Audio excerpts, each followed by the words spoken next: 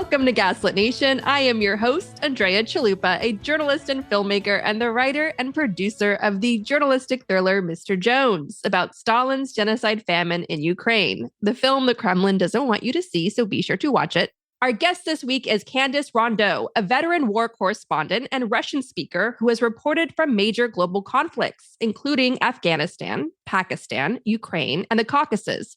A Pulitzer Prize-winning journalist, she covered 9/11 for the New York Daily News and the Virginia Tech massacre for the Washington Post. She directs the Future Frontlines and the Planetary Politics Initiative at New America and teaches at Arizona State University. Rondeaux holds degrees from Sarah Lawrence, NYU, and Princeton School of Public and International Affairs, and is a leading expert on the future of warfare, democracy, and global security. With deep access to insider sources and years of reporting on the Kremlin's shadow wars, Rondeaux brings a rare and chilling perspective to the story of the Wagner Group. In her new book, Putin's Sledgehammer, Rondeaux unpacks how a brutal private army rose from the underworld to challenge the very heart of the Russian state. And of course, this June marks 2 years since Wagner tried to violently overthrow Putin's regime.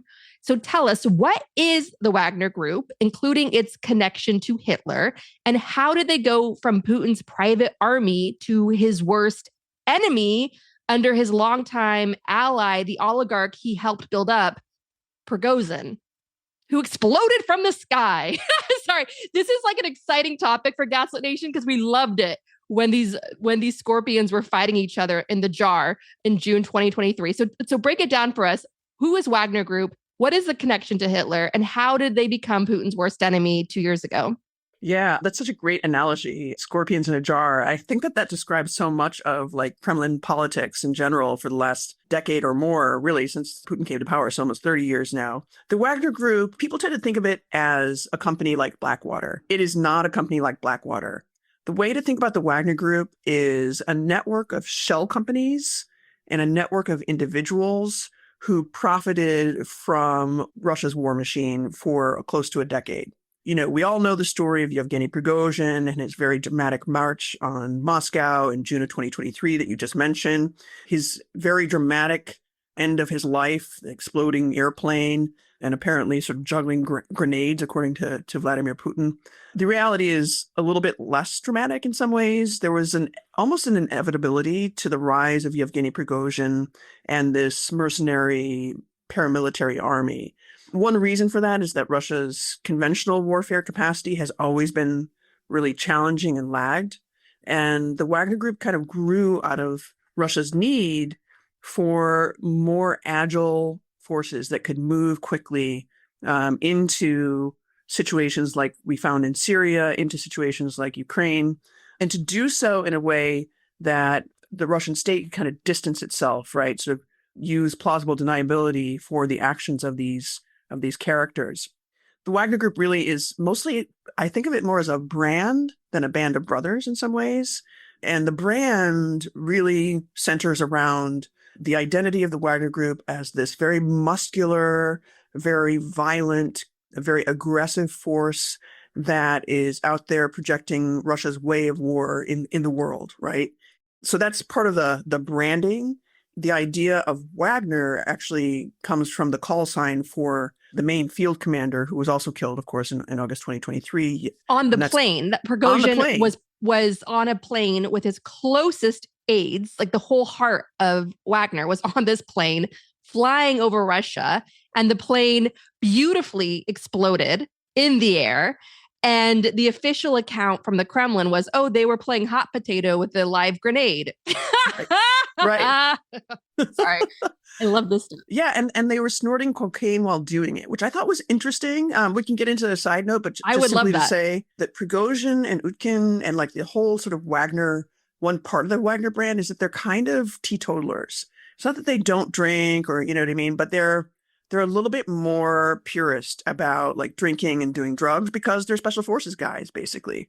But I mean, the short answer to the connection between the Wagner group and Hitler is that Dmitry Utkin, who's the field commander that you just mentioned that was blown up in the sky, he was a guy who studied German in high school, became kind of obsessed with the Nazi era, and he adopted the call sign Wagner, when he was working in Crimea and Donbass during the Russian incursion in 2014.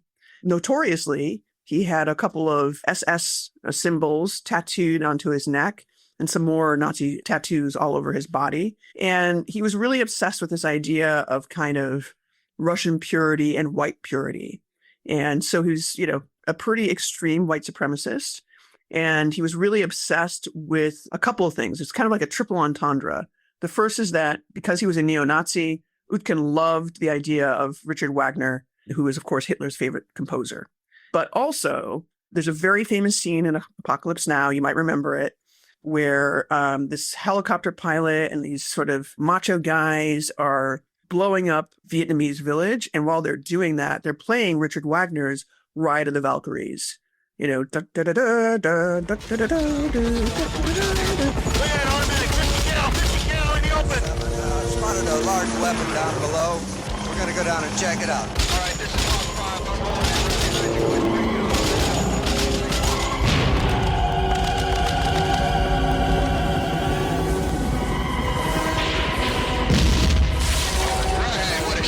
Outstanding, red team. Outstanding.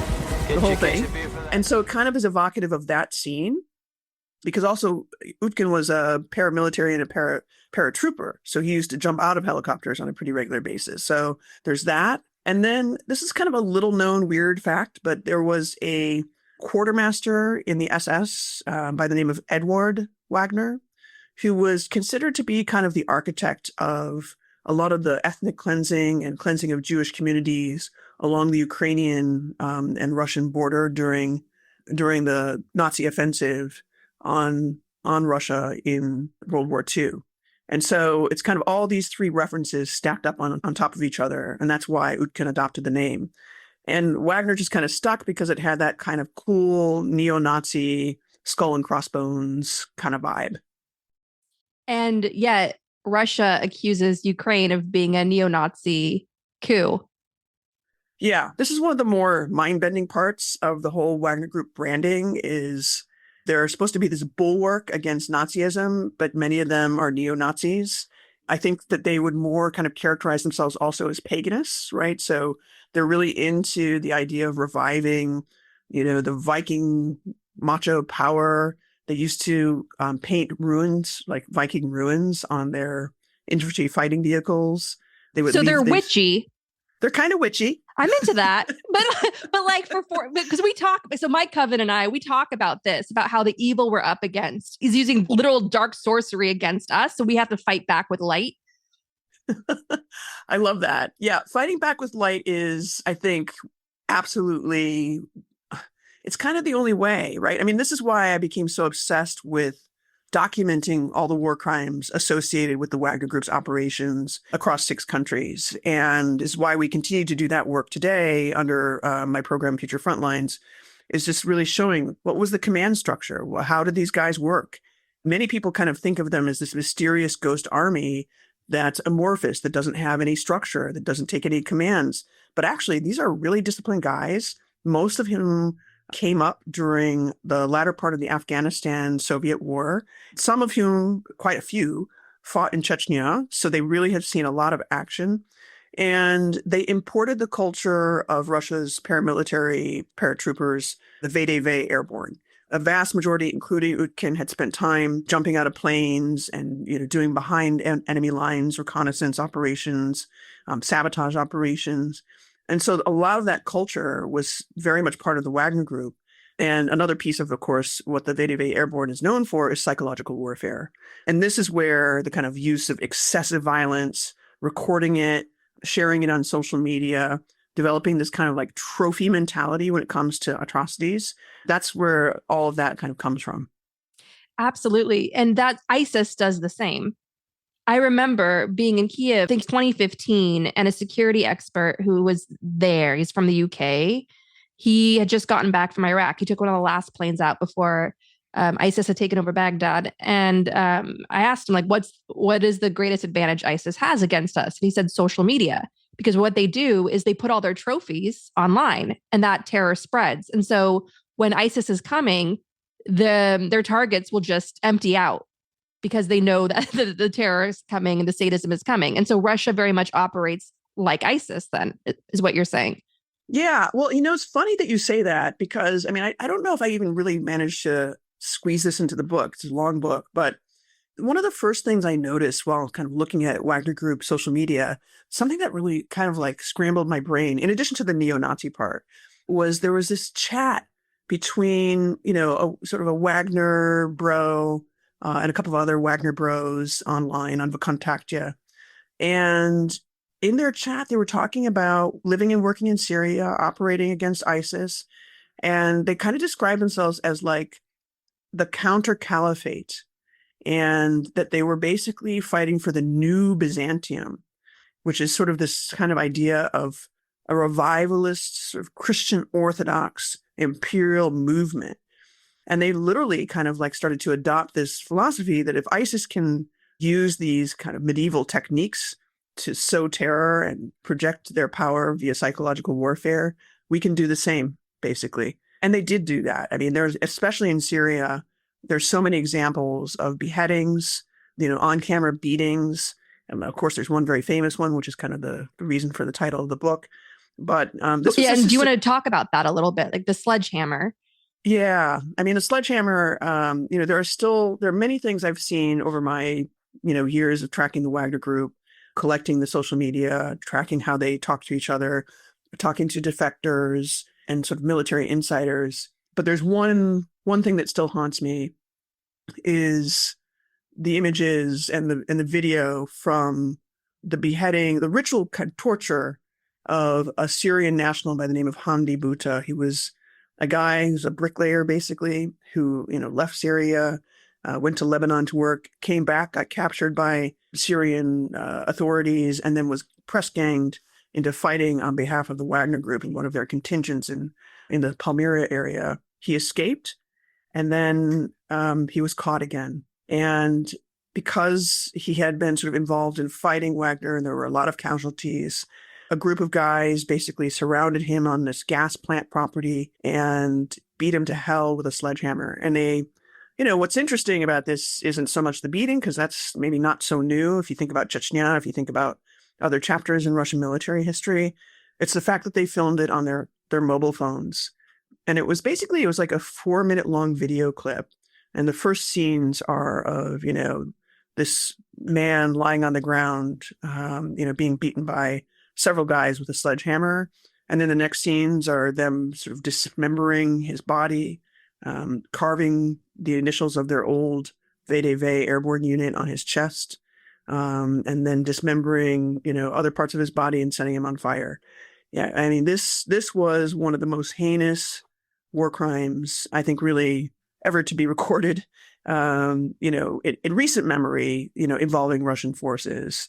But it became the kind of the weird, twisted brand that the Wagner Group adopted. And as soon as that video started appearing on these, on Telegram and on Twitter, there were mugs, coffee cups and T-shirts and stickers and patches, like for uniforms, that were being sold with scenes of, a pretty muscular guy beating a horned devil with a sledgehammer. And that was the moment that the sledgehammer mythos was born. And there are other viral videos like that, including for deserters of Russians of Wagner. Yeah, absolutely. People talk about, somebody asked me the other day about the Wagner Group's code of honor. And, in some Russian ultranationalist circles, the view on Wagner is extremely positive because, unlike the conventional military, their commanders in Wagner are very public. They're out there on social media, they're on videos, they're very open with what they're doing, right? But the code of honor also was pretty brutal. So there's I think the incident you're thinking of is the killing of a defector who was actually a prison inmate who joined the Wagner Group ostensibly, to get amnesty after serving his term on the front lines in Ukraine. But pretty quickly, he decided to defect to the Ukrainian side. And once he was in Ukrainian captivity, this is Yevgeny Prigozhin. He was probably in his, I think, early 50s. So a pretty grizzled guy, probably not super battle hardened. And eventually, at some point or another, he winds up back in the hands of the Wagner group. And on camera, very famously, his head was put on a cinder block, and this anonymous, faceless, masked guy smashes his head in with a sledgehammer. And essentially the message is, this is a dog's death for a dog, basically. And that's what Prigozhin said. And so they treated defectors very badly. There are plenty of, documented incidents where they shot people on the front lines for not following orders or for refusing to be part of this massive human wave attacks in Bakhmut. Pretty sinister stuff. Yeah, because the Russian military strategy is just bodies, throwing bodies. It's body after body. They just want bodies for the meat grinder. Yeah, this is a conventional war, right? In the prior phase of Russia's war on Ukraine, starting in the spring of 2014, you were looking at a kind of different scenario where Russia was very careful not to appear to be declaring war on Ukraine, right? There was a real concern about appearances, largely because Putin understood, his primary adversary on the world stage was at that time Barack Obama. And, if there was any intimation that this was a war was really a war, Putin would have risked maybe a potential, retaliatory strike from either the United States or NATO or both.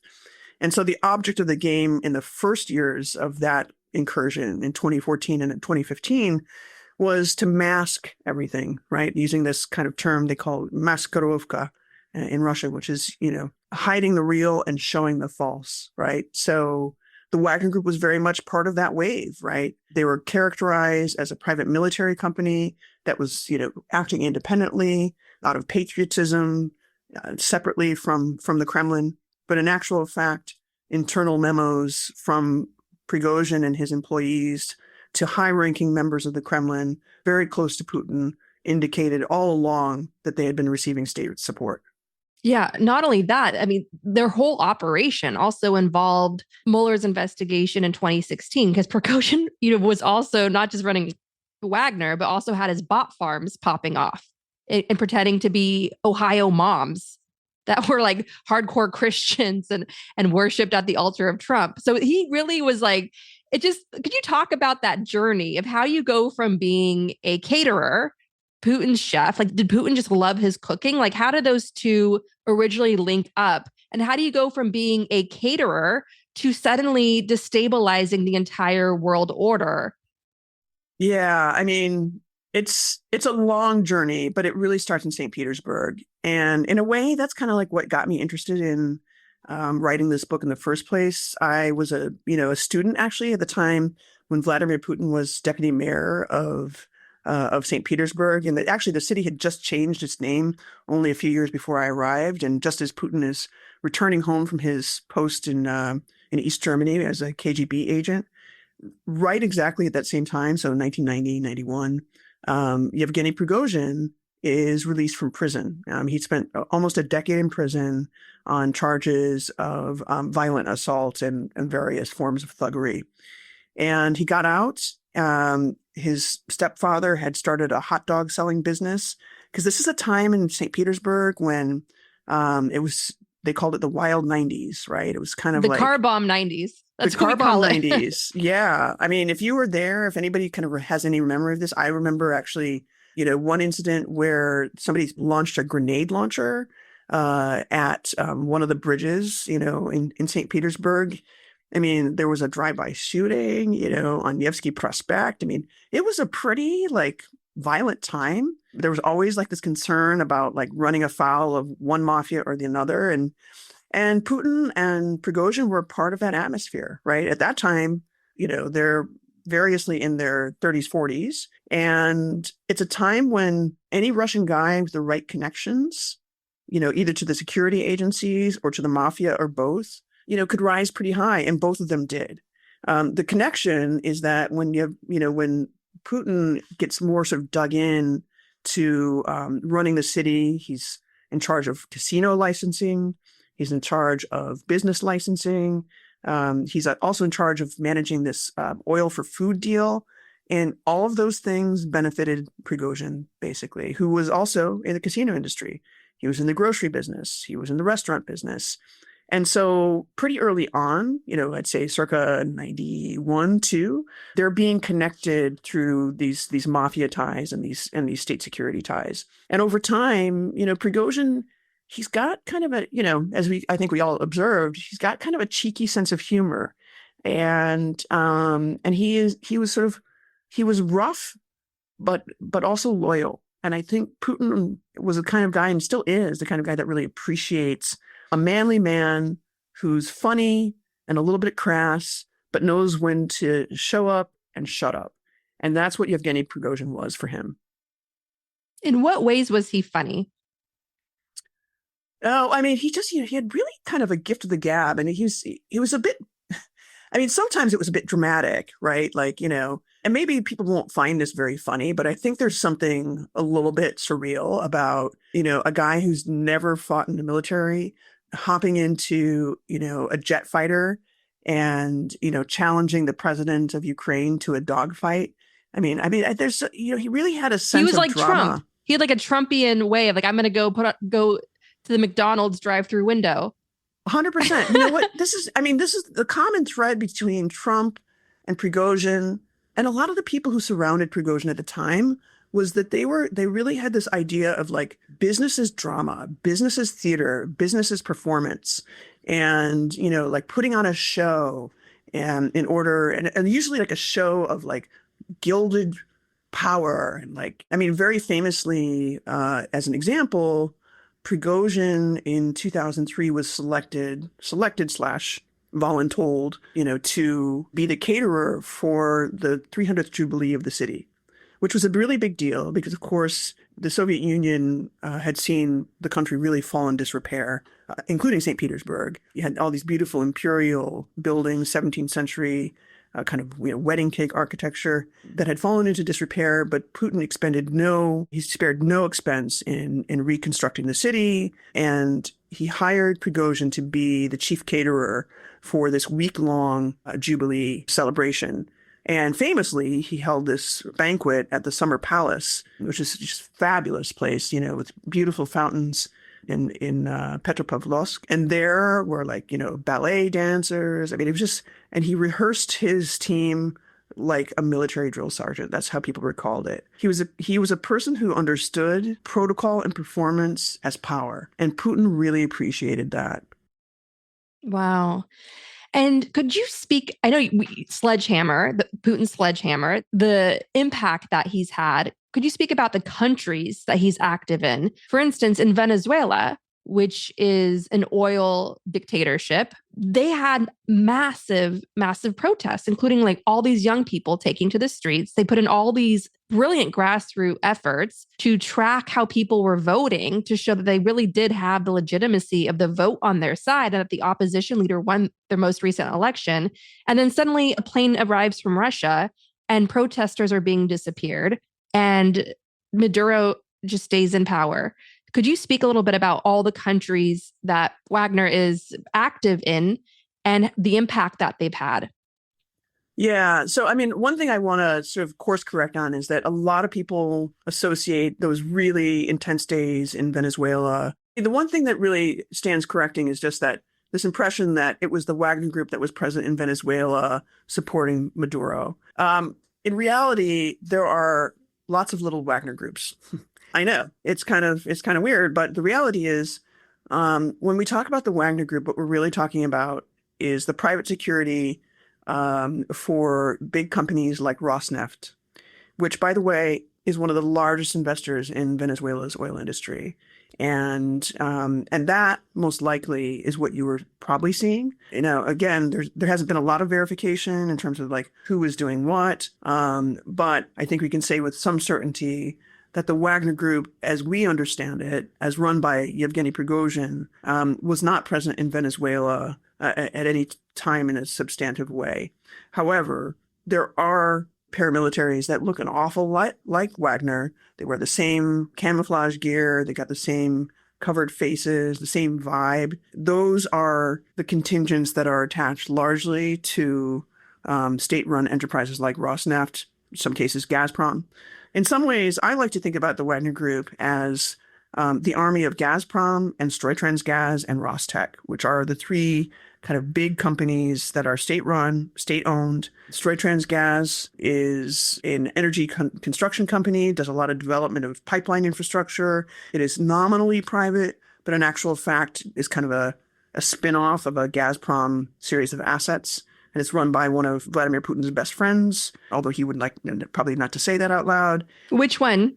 Oh, this is Gennady Timchenko. Mm. And Timchenko is another guy who also had long connections to Prigozhin and Putin as well. Again, Timchenko was a young, some people think he was in the KGB. He's denied that publicly. It's likely that he did have some family connections, though, because he was, the son of a military officer during the Soviet days. And eventually he found his way to the St. Petersburg Soviet Trades Council, where he learned a lot about trading in oil and gas and energy commodities. And most importantly, became kind of one of the chief purveyors of this oil for food deal that Russia struck with the West that was essentially meant to, facilitate the importation of food in exchange for deeply discounted oil sales on the global market. In actual fact, most of the food never arrived and sort of fell off the truck, so to speak. And in some cases, most likely ended up in Prigozhin's grocery stores and in his casinos and his restaurants and so forth. So Timchenko and Prigozhin and Putin, their relationship goes back a long way. And it is Timchenko who owns a lot of the oil and gas infrastructure, or at least is the major shareholder of oil and gas infrastructure that is taken over by the Russians in Syria. When you think about the Wagner Group, what you really have to be thinking is that this is an army primarily of the energy industry of Russia and then also of the arms industry, because, of course, their biggest job was being, delivery boys for Rostec, which is the big sort of arms maker in Russia. So it's corporate fascism. Well, it's corporate violence, managed by organized crime bosses. Dear Lord. All right. And so I have to ask you, we've always been told that Russia is the second most powerful military in the world. Some of the most respected security experts, think tank, fanciest folks in the think tank world were saying Ukraine's gone. Russia's going to come in and take over Ukraine. And even Russia was saying, we're going to take Kyiv in 3 days. And then everything fell apart. What happened? 3 things happened. First of all, the West grossly overestimated the cohesion and unity of force amongst Russia's conventional army and troops. So the psychological warfare worked on the West. It did. But also, I would say the West kind of shot itself in the foot, right? I mean, that's why Gaslit Nation exists. That's literally the whole thesis of our show. Go on. Yeah, I mean, look, you have to think about it this way. I mean, I kind of use my career as an interesting parallel. I am old enough to remember kind of duck and cover in American high schools. I'm old enough to remember living under the shadow of nuclear war and fearing that. And I'm old enough to be I happen to be one of those people who, in the mid to late 1980s was encouraged to take Russian so that we could understand the enemy. Okay. That's a whole class of people. That's a whole generation of people that now has either variously been fired from the federal government under the current Trump administration, or has, over the years found their careers and their skills, not just in Russian language, but also culture and history, to be sort of denigrated for a variety of reasons. Chief among them is that the United States spent almost 20 years focused on the Middle East, fighting wars in Afghanistan and Iraq, and not fully understanding that even though that was the case, even though the main enemy at that time was ISIS or, the Taliban. The reality is there were larger geopolitical factors at play, and Russia was a big part of that, right? Russia never went away. It didn't stop being an important power and an influential power in the world simply by dint of, the Soviet collapse. And in fact, it transformed itself into kind of a mafia state that exports, violence and fossil fuels, basically kind of as its main bread and butter. I think the vast majority of the U.S. intelligence service, just by dint of what was going on, let's say from 2000 to roughly, let's say 2015, 16, had their eye on a different ball entirely. And, the number of specialists in the federal government, be it in the State Department or Department of Defense or some of the intelligence agencies like the CIA, the number of specialists who actually speak fluent Russian and have actually lived there and understand the sort of political situation there, I mean, you can count them maybe on two hands plus, but that's about it. That generation is now either retiring or has been pushed out because, the Trump administration sees the world in a different way. So that's one reason for the misestimation of Russian conventional force and power. And the second reason is that, in fact, of course, Russia has always struggled with the hollowing out of its conventional forces. For decades now, the sort of central plank of Russian military doctrine is that Russia needs an army of roughly 1 million. Otherwise, it can't compete with the United States and other NATO countries. It will not be able to defend itself unless it has roughly 1.1, 1.2 million individuals who are ready to call up and ready to fight online. The problem with that is, of course, they still operate in this mixed part conscription, part voluntary contract service. So a typical Russian male coming out of high school will serve 2 years in the military as kind of an infantry grunt. They'll serve if their parents or their family members or their friends don't have a way to buy them out of it. And it turns out, the more middle class grows in Russia, the more people are able to buy their way out of conscription. And so the people who end up in the sort of officer corps tend to come from really extremely poor socioeconomic conditions. They come from Rust Belt parts of the country. Some are, of course, patriots, but very few are of the class of people who are like sitting in Moscow, sipping champagne and eating caviar on a regular basis. So that's a secondary reason, is simply that they did not have, and they still do not have, the kind of troop readiness that is necessary for fighting a conventional war. Problems that also are problematic for the army is that there's a lot of drug addiction.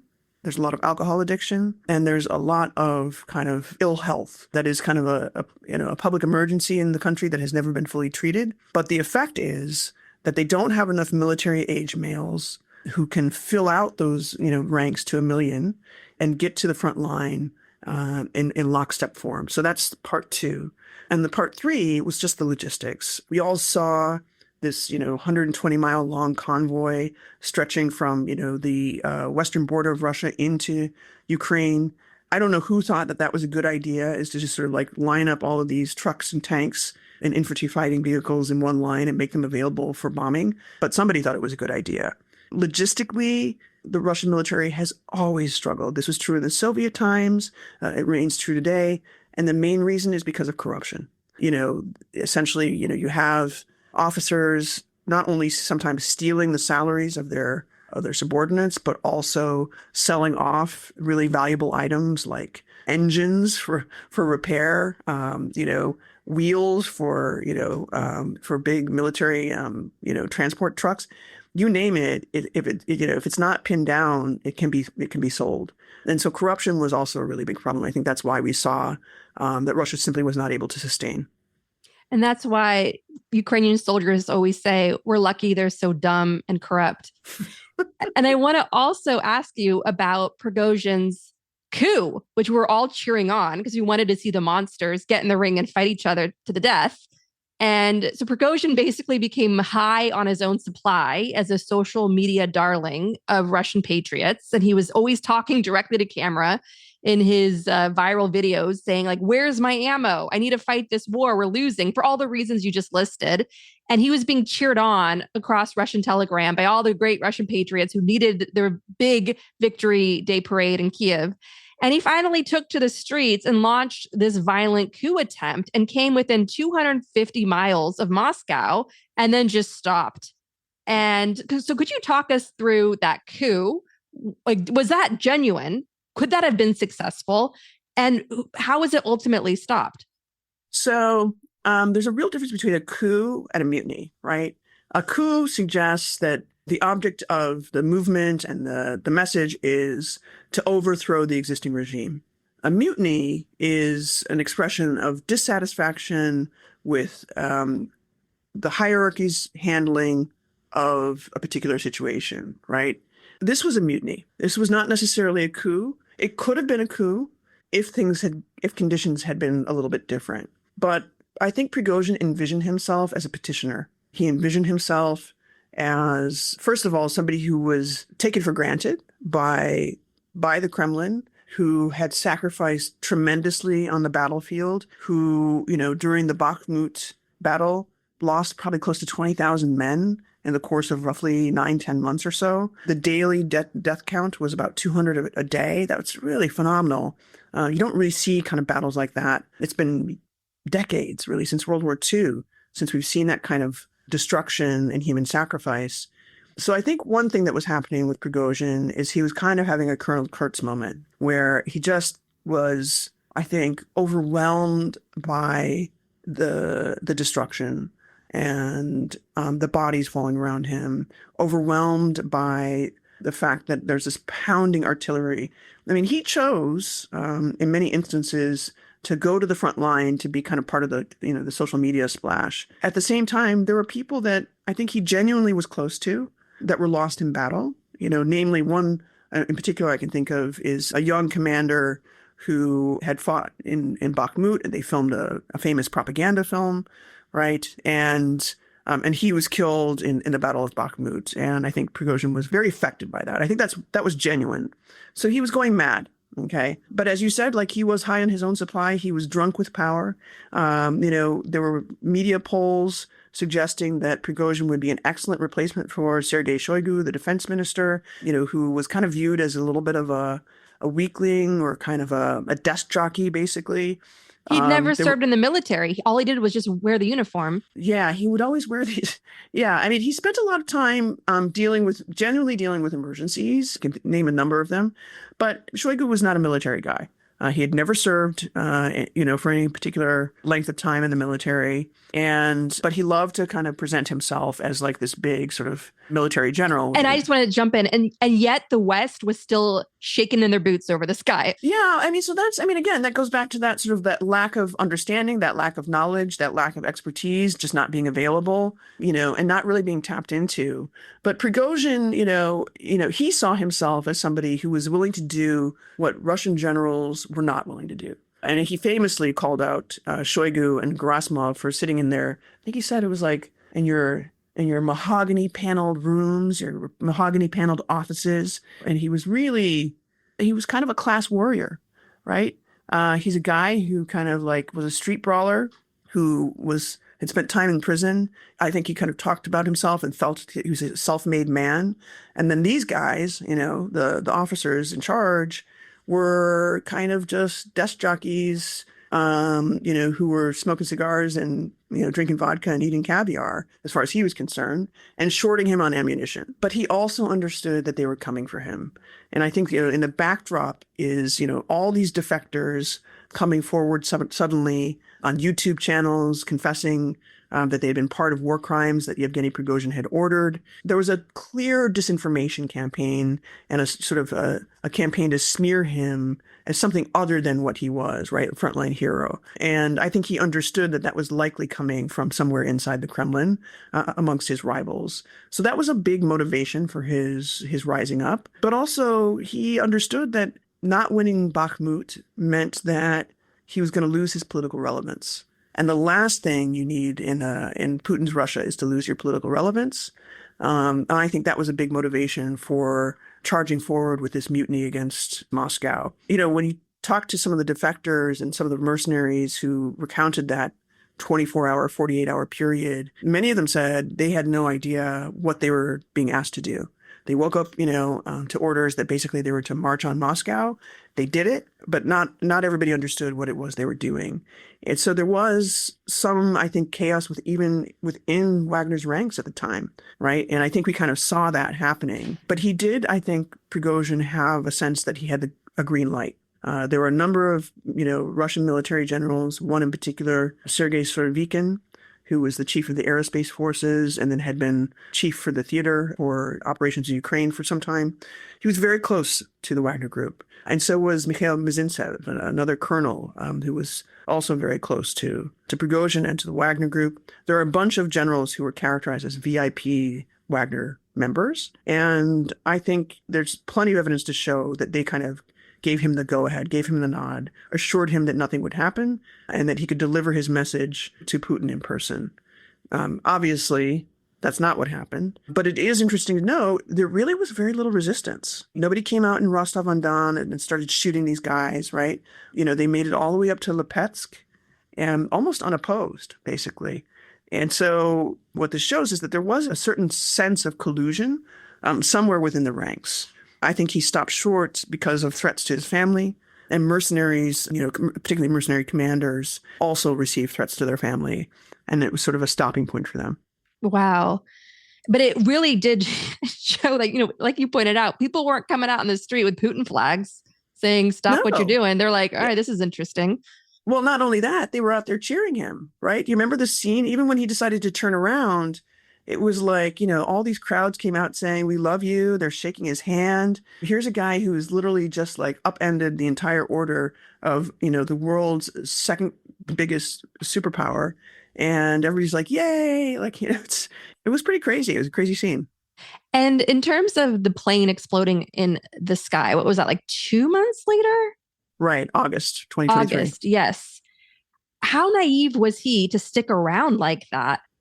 Did he just think he was untouchable because Wagner was all over the world, across Africa, being the terrorist police force for Russian corporate interests and piracy?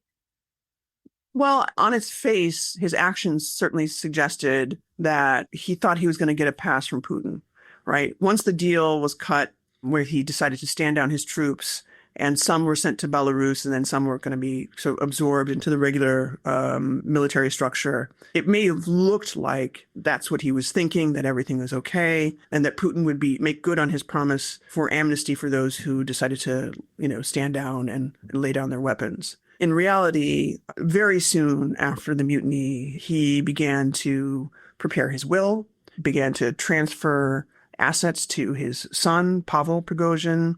He, renegotiated the ownership and shareholdership of, dozens of different shell companies that held, these secret assets that had been gathered. So in reality, I think, Prigozhin fully understood that there was a pretty good chance that he would be killed. And there was lots of evidence to show that he was preparing for that moment. I think he also felt that he could save the day if he could pull off just one more deal in Africa, which is why he spent that last week before he was killed in that plane crash, hopscotching from Libya to Madagascar, Central African Republic and Mali. I think he sort of was hoping that if he could just convince the right set of dictators to keep going with the Wagner option as opposed to the Russian military-controlled option, that maybe he could win Putin's favor back. Wow. And so one question I got after his plane exploded in the sky, and this really speaks to Russian psychological warfare, how you just don't know what to believe when it comes to the Russians. Listeners asked me, did he fake his death? That's not the first time that question has come up. And, I don't think we'll ever really know, what was the cause of the explosion. Was he really on board? But all signs point to him being on board. And he wasn't the only one on board. You had Utkin. You had, a couple other commanders who were. And Utkin is the founder of Wagner, who's all tatted up with Nazi symbolism. Right. This is the neo-Nazi guy, with the SS bolts on his neck. So, some of the most important commanders were on that plane. Their relatives showed up for their funerals. Assets were moved around for them as well as for Prigozhin. So one has to presume that if they're not dead, they're dead to the world.